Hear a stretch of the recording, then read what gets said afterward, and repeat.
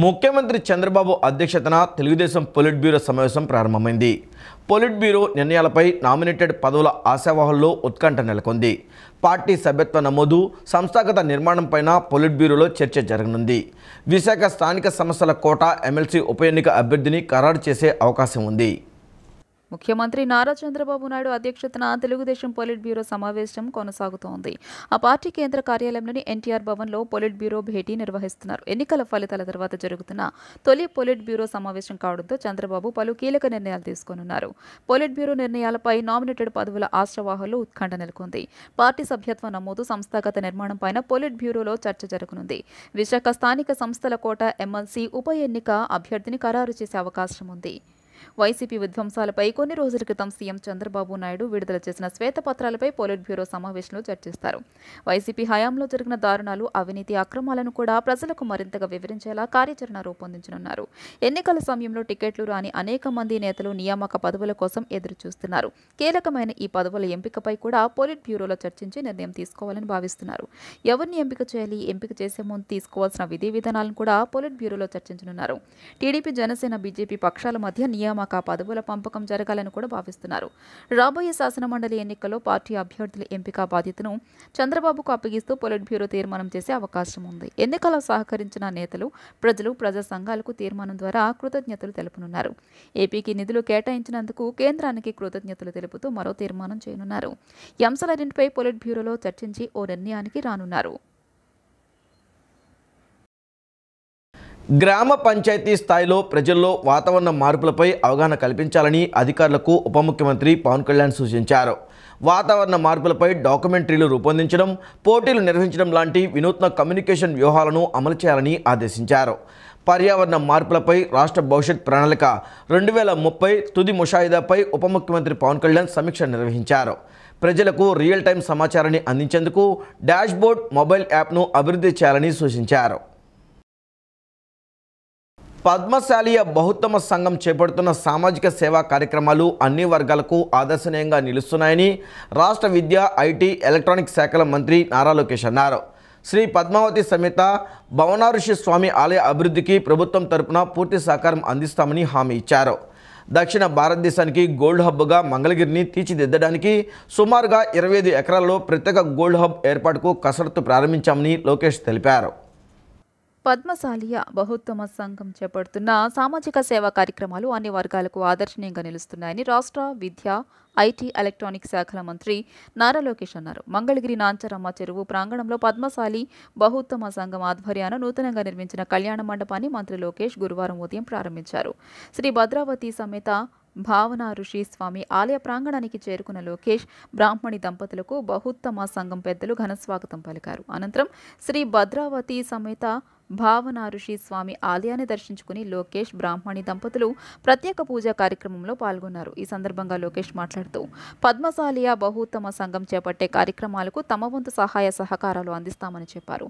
ఆలయ అభివృద్ధికి ప్రభుత్వం తరపున పూర్తి సహకారం అందిస్తామని చెప్పారు. మంగళగిరి చేనేతలు తన ఆత్మ బంధువులని, ఎన్నికల్లో వారు తనపై చూపిన అభిమానం జీవితంలో మరువలేనని అన్నారు. మంగళగిరి చేనేతకు గత వైభవం కల్పించేందుకు అన్ని చర్యలు చేపడతానని చెప్పారు. చేనేత కార్మికుల ఆదాయం పెంచడానికి పైలట్ ప్రాజెక్టుగా వ్యవస్థల ఏర్పాటు చేసి టాటా తనేరా కంపెనీతో మార్కెట్ లింకేజ్ చేశామని అన్నారు. చేనేతల భాగస్వామ్యమైన అన్ని విభాగాల కార్మికులకు ఆదాయం పెరిగే విధంగా కార్యాచరణ రూపొందిస్తారు. త్వరలోనే జీఎస్టీ సమస్య కూడా పరిష్కారం అవుతుంది అని లోకేష్ అన్నారు. మంగళగిరిలో ఉన్న స్వర్ణకారులకి స్కిల్ డెవలప్మెంట్ ద్వారా మెరుగైన డిజైన్లు తయారు చేసి శిక్షణ ఇస్తామని అన్నారు. దక్షిణ భారతదేశానికి గోల్డ్ హబ్గా మంగళగిరిని తీర్చిదిద్దడానికి సుమారుగా 25 ఎకరాల్లో ప్రత్యేక గోల్డ్ హబ్ ఏర్పాటుకు కసరత్తు ప్రారంభించామని లోకేష్ తెలిపారు. మంగళగిరిలో ఏళ్ల తరబడి పేరుకుపోయిన అనేక సమస్యలు ఉన్నాయి. నేను వేసే ప్రతి అడుగు సమస్యల శాశ్వత పరిష్కారం వైపు ఉంటాయని స్పష్టం చేశారు. 3 నెలల రాజకీయాల కోసం పోరాడం ఇప్పుడు 4 ఏళ్ల 9 నెలల రాజకీయాలకు అతీతంగా అందరం కలిసి నియోజకవర్గం సంక్షేమం, అభివృద్ధి కోసం పనిచేద్దామని లోకేష్ పిలుపునిచ్చారు. రాజకీయాలు దూరంగా పెట్టుకుని కలిసికట్టుగా అందరం పనిచేసి అభివృద్ధి చేసుకోవాల్సిన బాధ్యత మనందరిపైన ఉంది. పెద్దలు హనుమంతరావు గారు మేము పైన కూర్చున్నప్పుడు మిగతా వాళ్ళు మాట్లాడేటప్పుడు కొన్ని సూచనలు చేశారు. తప్పనిసరిగా కమిటీ పెద్దలతో, హనుమంతరావు గారితో, అబద్దయ్య గారితో, అనురాధ గారితో, శ్రీను గారితో, రాజు గారితో, జానకి అమ్మ గారితో మేము కూర్చుంటాం, మేము మాట్లాడుకుంటాం, సమస్యలు మేము పరిష్కరిస్తాం. శాశ్వతమైన పరిష్కారం ఎత్తుకోవాల్సిన అవసరం మన పైన ఉంది. ఏదో వచ్చి మళ్ళీ తాత్కాలికంగా ఆలోచించకుండా సమస్యలకి శాశ్వతమైన పరిష్కారం చేయాల్సిన బాధ్యత మన పైన ఉంది. ప్రత్యేకంగా నా పైన బాధ్యత పెరిగింది. ఆర్థిక పరంగా అయ్యేది పనులేంటి, డబ్బులు అవసరం లేని పనులు కొన్ని ఉంటాయి. ఆ రెండు మీరు విడగొట్టి తొందరగా ఎస్టిమేట్లు ఒక పక్కన వేస్తూ ఉండండి, ఇంకో పక్కన ఈ ప్రక్రియ కూడా ప్రారంభించండి. అవసరమైతే క్యాబినెట్ కూడా తీసుకురండి, నేను ఆమోదం పలుకుతాను. ప్రజలు ఇక్కడ బాధ్యత పెంచారు నా పైన అని స్వయంగా గౌరవ ముఖ్యమంత్రి చంద్రబాబు నాయుడు గారే చెప్తాం జరిగింది. యువత మత్తుకు దూరంగా ఉండాలని డీజీపీ ద్వారకా తిరుమలరావు కోరారు. మత్తులో ఉన్నప్పుడు ఎలాంటి పనులు చేస్తున్నామనే ఆలోచన కూడా ఉండదని అన్నారు. ఖచ్చితంగా మత్తు పదార్థాలను అరికట్టేందుకు కఠిన చర్యలు చేపడతామని, యువత వీటికి బానిసలు కాకుండా ఉండాలని డీజీపీ ద్వారకా తిరుమలరావు కోరారు. యువత సమాజంలో కీలక పాత్ర పోషిస్తారని డీజీపీ ద్వారకా తిరుమలరావు అన్నారు. దురదృష్టవశాత్తు రాష్ట్రంలో మాదక ద్రవ్యాల వినియోగం జరుగుతోందని తెలిపారు. విజయవాడ లయోలా కళాశాలలో డ్రగ్స్ నియంత్రణపై జరిగిన అవగాహన కార్యక్రమంలో ఆయన పాల్గొన్నారు. ముందుగా కళాశాల సిబ్బంది డీజీపీని సన్మానించారు. ఈ క్రమంలో డీజీపీ మాట్లాడుతూ పాఠశాల విద్యార్థులకు సైతం మత్తు పదార్థాలు లభిస్తున్నాయని వ్యాఖ్యానించారు. కొందరు తమ స్వార్థం కోసం అసాంఘిక కార్యకలాపాలకు పాల్పడుతున్నారని డీజీపీ ఆగ్రహం వ్యక్తం చేశారు. గంజాయిని అరికట్టేందుకు ప్రత్యేక టాస్క్ ఫోర్స్ను ఏర్పాటు చేశామని తెలిపారు. మత్తు పదార్థాలు విక్రయిస్తున్న కీలక వ్యక్తులను అరెస్ట్ చేస్తామని అన్నారు. గంజాయి సాగును ధ్వంసం చేసేందుకు చర్యలు చేపడుతున్నట్లు తెలిపారు. యువత మత్తుకు దూరంగా ఉండాలని ఆయన కోరారు. దేశవ్యాప్తంగా ఎక్కడా గంజాయి దొరికినా విశాఖ ఏజెన్సీ నుంచి వచ్చిందనే ఆరోపణలు వస్తున్నాయని అన్నారు. గంజాయికి బానిసైన వ్యక్తులు ఎన్నో అరాచకాలకు పాల్పడుతున్నారని అన్నారు. మత్తులో ఉన్నప్పుడు ఎలాంటి పనులు చేస్తున్నామనే ఆలోచన కూడా ఉండదని అన్నారు. ఖచ్చితంగా మత్తు పదార్థాలను అరికట్టేందుకు కఠిన చర్యలు చేపడతామని, యువత వీటికి బానిసలు కాకుండా ఉండాలని డీజీపీ ద్వారకా తిరుమలరావు కోరారు.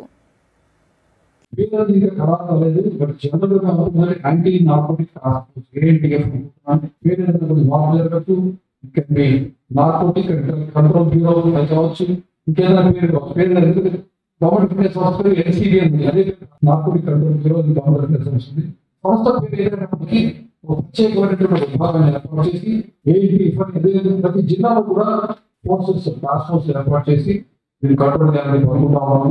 ముఖ్యంగా స్పోర్ట్స్ విషయంలో కంట్రోల్ చేయాలన్నా, అదేవిధంగా ట్రాన్స్పోర్ట్ రవాణా కానీ సప్లైలో కానీ కంట్రోల్ చేయాలని, లాస్ట్ మూమెంట్ కన్సంప్షన్ చేయాలని మనకు కావాల్సిన ఇంటెలిజెన్స్ నిఘా విభాగాలు సరిగ్గా పనిచేసుకుని వాళ్ళతో సమన్వయం చేసుకుని ఎప్పటికప్పుడు సమాచారం పెట్టుకుని దాన్ని కంట్రోల్ చేయాలనుకుంటున్నాము. ఏ కేసు జరిగినా కూడా ఎక్కడ వచ్చింది ఎక్కడికి వస్తుంది అంటే మా భాషలో చెప్పాలి, మా పరిభాషలో. ప్రకాశం బ్యారేజ్లోకి భారీగా వరద నీరు వచ్చి చేరడంతో అధికారులు బ్యారేజ్ 70 గేట్లను ఎత్తి నీటిని దిగువకు విడుదల చేశారు.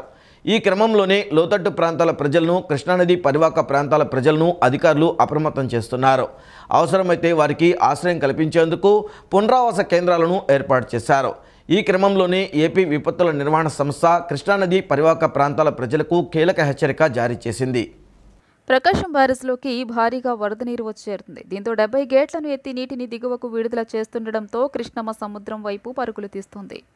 నాగార్జున సాగర్ జలాశయానికి వరద కొనసాగుతోంది. ప్రస్తుతం 14 గేట్లను 10 అడుగుల మేర, 4 గేట్లను 5 అడుగుల మేర ఎత్తి దిగువకు నీటిని విడుదల చేస్తున్నారు. నాగార్జున సాగర్ ప్రాజెక్టు నుంచి అవుట్లో 2.73 లక్షల క్యూసెక్కులుగా ఉంది. నాగార్జున సాగర్ నుంచి భారీగా ప్రవాహం పులిచింతల ప్రాజెక్టుకు వచ్చి చేరుతుంది. దీంతో పులిచింతల ప్రాజెక్టు నుంచి 11 గేట్లు ఎత్తి 2.30 లక్షల క్యూసెక్కుల నీటిని దిగువకు విడుదల చేస్తున్నారు. దీంతో కృష్ణమ్మ ప్రకాశం బ్యారేజ్ వైపు పరుగులు తీస్తోంది. దీంతో ప్రకాశం బ్యారేజ్ వద్ద భారీగా వరద ఉధృతి కొనసాగుతోంది. ప్రకాశం బ్యారేజ్ 70 గేట్లు ఎత్తి దాదాపు 2.67 లక్షల క్యూసెక్ల నీటిని దిగువకు విడుదల చేస్తున్నారు. ప్రకాశం బ్యారేజ్ నుంచి కాల్వలకు 14,000 క్యూసెక్ల నీటిని వదులుతున్నారు. ఈ క్రమంలోనే లోతట్టు ప్రాంతాల ప్రజలను, కృష్ణానది పరివాహక ప్రాంతాల ప్రజలను అధికారులు అప్రమత్తం చేస్తున్నారు. అవసరమైతే వారికి ఆశ్రయం కల్పించేందుకు పునరావాస కేంద్రాలను ఏర్పాటు చేశారు. ఈ క్రమంలోనే ఏపీ విపత్తుల నిర్వహణ సంస్థ కృష్ణానది పరివాహక ప్రాంతాల ప్రజలకు కీలక హెచ్చరికలు జారీ చేసింది. ప్రకాశం బ్యారేజీ వద్ద కృష్ణానది వరద స్వల్పంగా పెరుగుతుందని తెలిపింది. ప్రస్తుతం ప్రకాశం బ్యారేజ్ వద్ద ఇన్ఫ్లో 2.67 లక్షలు, అవుట్ఫ్లో 2.67 లక్షల క్యూసెక్లుగా ఉందని పేర్కొంది. వరద నీటిలో ఈత కొట్టడం, చేపలు పట్టడం చేయకూడదని స్పష్టం చేసింది. కృష్ణానది పరివాహక ప్రాంత ప్రజలు, లంక గ్రామ ప్రజలు అప్రమత్తంగా ఉండాలని సూచించింది. అత్యవసర సహాయం కోసం 1070 112 మరియు 1800 4250 101 టోల్ ఫ్రీ నంబర్లకు కాల్ చేయాలని పేర్కొంది. పశ్చిమలో క్రీడలు క్రీడాకారులను ఎప్పుడూ ప్రోత్సహిస్తానని, ఏ సమస్య వచ్చినా తన దృష్టికి తీసుకొస్తే పరిష్కరిస్తానని ఎమ్మెల్యే ఎలమంచిలి సుజనా చౌదరి భరోసా ఇచ్చారు. స్టేడియాల అభివృద్ధికి కట్టుబడి ఉన్నామని, మన క్రీడాకారులు జాతీయ స్థాయిలోనే కాక అంతర్జాతీయ స్థాయిలో రాణించాలన్నారు. విజయవాడ పశ్చిమ నియోజకవర్గం 46వ డివిజన్ కేఎల్ రావు పార్కులోని ₹1 కోటి వ్యయంతో చేపట్టిన ఇండోర్ స్టేడియాన్ని ఎమ్మెల్యే ఎలమంచిలి సుజనా చౌదరి నిన్న ప్రారంభించారు. ఈ సందర్భంగా సుజనా చౌదరి మాట్లాడుతూ స్టేడియాల అభివృద్ధికి కట్టుబడి ఉన్నామని, మన క్రీడాకారులు జాతీయ స్థాయిలోనే కాక అంతర్జాతీయ స్థాయిలో రాణించాలన్నారు. గత ప్రభుత్వ హయాంలో మొదలుపెట్టిన స్టేడియం తన చేతుల మీదుగా ప్రారంభించడం సంతోషమన్నారు. కొద్దిసేపు షటిల్ బ్యాడ్మింటన్ కోర్టులో బ్యాడ్మింటన్ ఆడి అలరించారు. అనంతరం అబ్దుల్ కలాం వాకర్స్ అసోసియేషన్ ఆధ్వర్యంలో పార్కులో పనిచేసే సిబ్బందికి దుస్తులను సుజనా పంపిణీ చేశారు. బీజేపీ జిల్లా అధ్యక్షుడు Adduri Sriram, police housing corporation మాజీ chairman Nagul Meera, mayor Rayana Bhagyalakshmi, TDP రాష్ట్ర కార్యనిర్వాహక కార్యదర్శి ఎంఎస్ బేగ్ తదితరులు పాల్గొన్నారు. కేంద్ర ప్రభుత్వ నిధులతో వాకింగ్ ట్రాక్ కానీ, ఈ స్టేడియం కానీ, బ్యాడ్మింటన్ స్టేడియం కానీ ఇవన్నీ కడతాం. తర్వాత టాయిలెట్స్ ఇంప్రూవ్ చేయడం అంతా కూడా చేశారు. చాలా సంతోషం. నేను ఎమ్మెల్యే అయినాక లోగడ పనిచేసినట్టున్నారు, కానీ ఎమ్మెల్యే అయ్యేటప్పటికి ఇప్పుడు పూర్తి చేసినందుకు చాలా సంతోషంగా ఉంది. దీనికి సహాయం చేసిన ఇంజనీర్లకి, మున్సిపల్ కమిషనర్ గారికి, జోనల్ కమిషనర్ గారికి వాళ్ళందరికీ కూడా నాకు అభినందనలు చెబుతూ, ఈ కోర్టుని జాగ్రత్తగా సొంతంగా ఇందా మేయర్ గారు చెప్పినట్లుగా వారి సొంత ఇంటిలో ఉన్న కోర్టులాగా వాడుకొని ఎప్పటికప్పుడు మెయింటెనెన్స్ చేసుకుంటూ ఉంటే భావితరానికి బాగా ఉపయోగపడుతుంది. పార్కును కూడా ఇంకా అభివృద్ధి చేయడానికి అవకాశాలు ఉన్నాయి.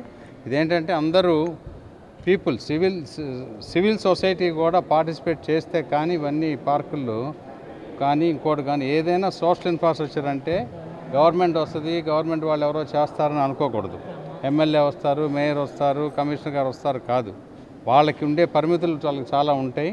ఇక్కడ వాడుకునే వాళ్ళందరూ కూడా శ్రద్ధ తీసుకొని జాగ్రత్తగా దీన్ని కాపాడుకోవాల్సిందిగా ఒకసారి మనవి చేస్తాం. మన కేఎల్ పార్కులో ఎప్పటి నుంచో ఇక్కడ స్థానికంగా ఉన్న ప్రజలందరూ వాళ్ళ కోరిక మేరకు ఈరోజు స్విమ్మింగ్ పూల్ డెవలప్మెంట్ కానీ, అలాగే పార్క్ డెవలప్మెంట్ కానీ, అలాగే ఇండోర్ కోర్టు, ఇది మనకి పశ్చిమ నియోజకవర్గంలోన ఇండోర్ కోర్ట్స్ కానీ అలాగే స్టేడియంస్ కానీ లేకుండా పోవటం మూలన దూరాభారం వెళ్లాల్సిన పరిస్థితి మన పశ్చిమ నియోజకవర్గం ప్రజలకి ఉండటం జరిగింది. ఆ ఒక్క కారణంగా ఇండోర్ కోర్ట్ అన్నది ఇక్కడ ఒకటి ఏర్పాటు చేస్తే ప్రజలు చక్కగా ఆడుకోవటానికి వాళ్ళకి సౌకర్యంగా ఉండాలన్న ఒక ఉద్దేశంతో ఈ ఇండోర్ కోర్టు నిర్మించడం జరిగింది. చాలా చక్కగా దీన్ని ప్రజలందరూ వినియోగించుకోవాలని కోరుకుంటూ, అలాగే ఇంకా పార్క్ డెవలప్మెంట్ చాలా పనులు ఇంకా పెండింగ్ ఉన్నాయి. గత ప్రభుత్వంలో వైఎస్ఆర్సీపీ మంత్రులు, నేతలు చేసినట్లు కూటమి మంత్రులెవరూ చేయొద్దని ముఖ్యమంత్రి చంద్రబాబు సూచించారు. నిత్యం ప్రజలకు అందుబాటులో ఉండి వారి సమస్యలను పరిష్కరించాలన్నారు. మంత్రివర్గ సమావేశం ముగిశాక పలు రాజకీయ అంశాలపై సీఎం చర్చించారు. గత ప్రభుత్వంలో వైఎస్ఆర్సీపీ మంత్రులు, నేతలు చేసినట్లు కూటమి మంత్రులెవరూ చేయొద్దని ముఖ్యమంత్రి చంద్రబాబు సూచించారు. దీనిపై పదే తాను చెప్తున్నానని తెలిపారు.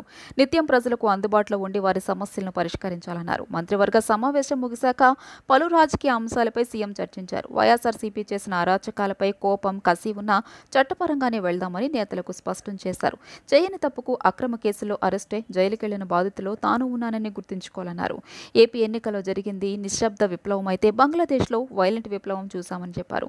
మనది ప్రజాస్వామ్య దేశం కాబట్టి ఓటు రూపంలో ప్రజలు తీర్పు ఇచ్చారని, బంగ్లాదేశ్లో ప్రజా తిరుగుబాటు ఫలితం చూశామని వ్యాఖ్యానించారు. నియోజకవర్గాల అభివృద్ధిపై నిర్ణయాలు తీసుకునేటప్పుడు ప్రజల మధ్యే చర్చ పెట్టి వారి అభిప్రాయాలకు తగ్గట్టు నిర్ణయాలు తీసుకోవాలని మంత్రులకు, శాసనసభ్యులకు సీఎం చంద్రబాబు సూచించారు. వైఎస్ఆర్సీపీ నేతల బాధితులు మంగళగిరిలోని జనసేన పార్టీ కార్యాలయానికి పెద్ద ఎత్తున తరలివచ్చి వినతులు సమర్పించారు. జనసేన ఎమ్మెల్యే కొనతాల రామకృష్ణ ప్రజల నుంచి వినతులను స్వీకరించి సంబంధిత అధికారులతో మాట్లాడి త్వరగా పరిష్కరించాలని సూచించారు. గుంటూరు జిల్లా మంగళగిరిలోని జనసేన పార్టీ కార్యాలయంలో నిర్వహించిన వినతుల స్వీకరణ కార్యక్రమానికి గత వైఎస్ఆర్సీపీ ప్రభుత్వ బాధితులు పెద్ద ఎత్తున తరలివచ్చి ఫిర్యాదులు సమర్పించారు. రాష్ట్ర నలుమూలల నుంచి వైఎస్ఆర్సీపీ బాధితులు ఆ పార్టీ నేతల అరాచకాలపై జనసేన నేతలకు ఫిర్యాదులు చేశారు. అనకాపల్లి జనసేన ఎమ్మెల్యే కొనతాల రామకృష్ణ ప్రజల నుంచి ఫిర్యాదులను స్వీకరించారు.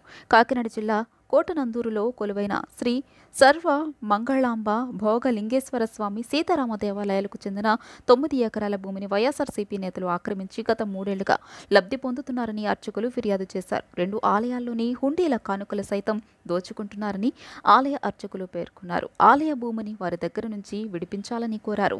తాడేపల్లిగూడానికి చెందిన ఓ దివ్యాంగుడు తనకు వైకల్య ధృవీకరణ పత్రాలు లేకపోవడంతో ప్రభుత్వం నుంచి రావాల్సిన పథకాలు అందట్లేదని ఫిర్యాదు చేశారు. దీంతో వెంటనే స్పందించిన ఎమ్మెల్యే రామకృష్ణ, తాడేపల్లిగూడెం ఎమ్మెల్యే బొలిశెట్టి శ్రీనివాస్ తహసీల్దార్తో మాట్లాడి అవసరమైన ధృవపత్రాలు వచ్చేలా ఏర్పాటు చేశారు. బాపట్ల జిల్లా వేటపాలెం పోలీస్ స్టేషన్లో హోంగార్డుగా పనిచేస్తున్న ఏడుకొండలు ప్రజల నుంచి అక్రమంగా దోచుకున్న 3,80,00,000 ఇప్పించాలని చిన్న గంజాంకు చెందిన మహిళ ఆవేదన వ్యక్తం చేశారు. కృష్ణా జిల్లా ఉంగుటూరు మండలం ముక్కుపాడులో వైఎస్ఆర్సీపీ నేతలు పోరంబోకు ప్రభుత్వ భూమిని ఆక్రమించి షాపులు నిర్మించారని అదే గ్రామానికి చెందిన వ్యక్తి ఫిర్యాదు చేశారు. భూ సమస్యలపై వెంటనే జిల్లా తహసీల్దార్కు ఫోన్ చేసి సమస్య పరిష్కరించాలని ఎమ్మెల్యే రామకృష్ణ కోరారు. సత్యసాయి జిల్లా పెనుకొండ మండలం నాగులూరులో తన 5 ఎకరాల భూమిని చిన్నాన్నతో కలిసి వైఎస్ఆర్సీపీ నాయకులు కబ్జా చేశారని పల్లపు మంజునాథ జనసేన పార్టీ నేతల వద్ద ఆవేదన వ్యక్తం చేశారు. అలాగే 2024 జనవరిలో పశుసంవర్ధక శాఖలో అసిస్టెంట్లకు సంబంధించిన పోస్టులను తీయడంలోనూ తమకు అన్యాయం చేశారని బాధితులు వాపోయారు.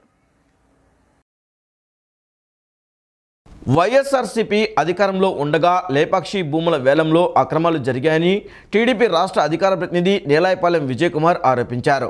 లేపాక్షి భూములను స్వాధీనం చేసుకుంటే అవి రాష్ట్రానికి ఎంతో ఉపయోగపడతాయని తెలిపారు.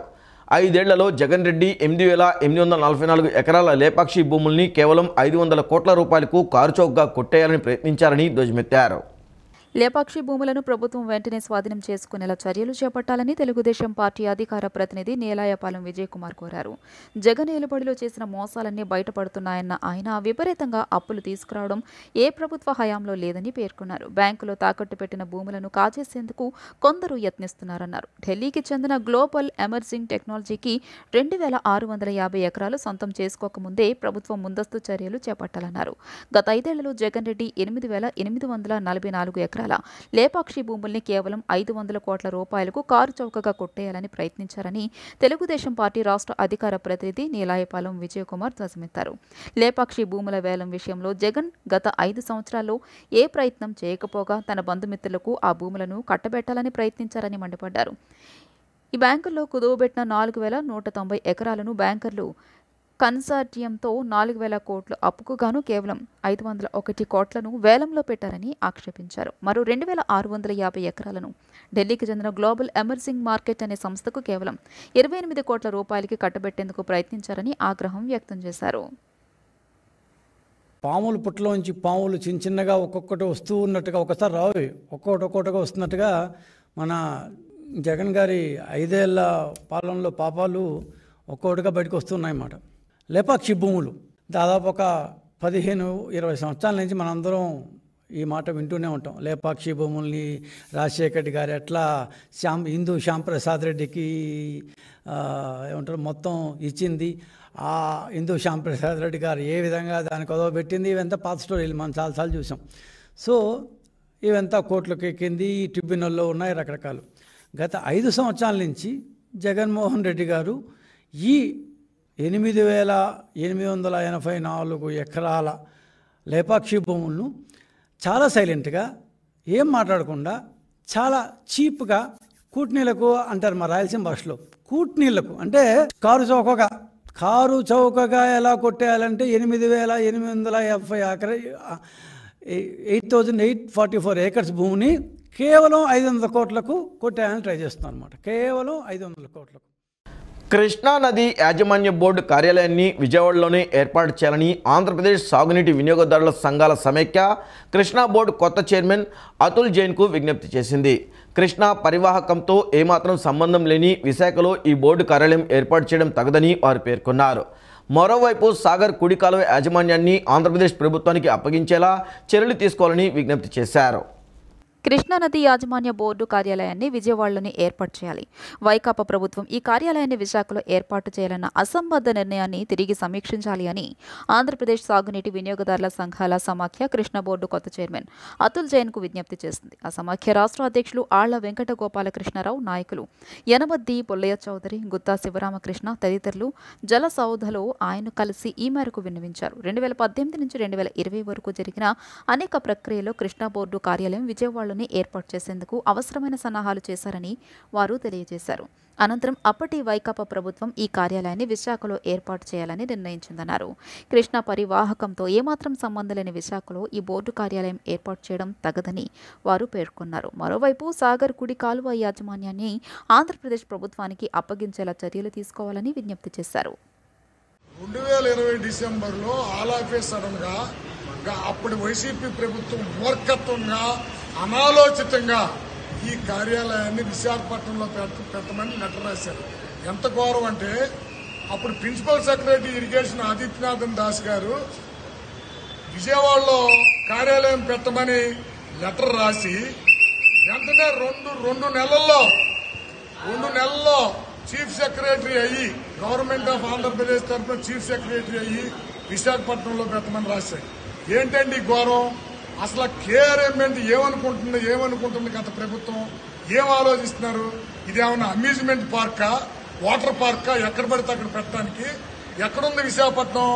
కృష్ణా బేసిన్ కి 400 కిలోమీటర్ల అవతల గోదావరి బేసిన్ దాటి ఉంది. శ్రీశైలంకి 800 కిలోమీటర్లు, 600 కిలోమీటర్లు నాగార్జున సాగర్కి, అట్లాగే ప్రకాశం బ్యారేజ్ కి 400 కిలోమీటర్లు. ఎక్కడి నుంచి ఎందుకు పెట్టాలి? అసలు ఇది మూర్ఖోత్తమైన చర్య.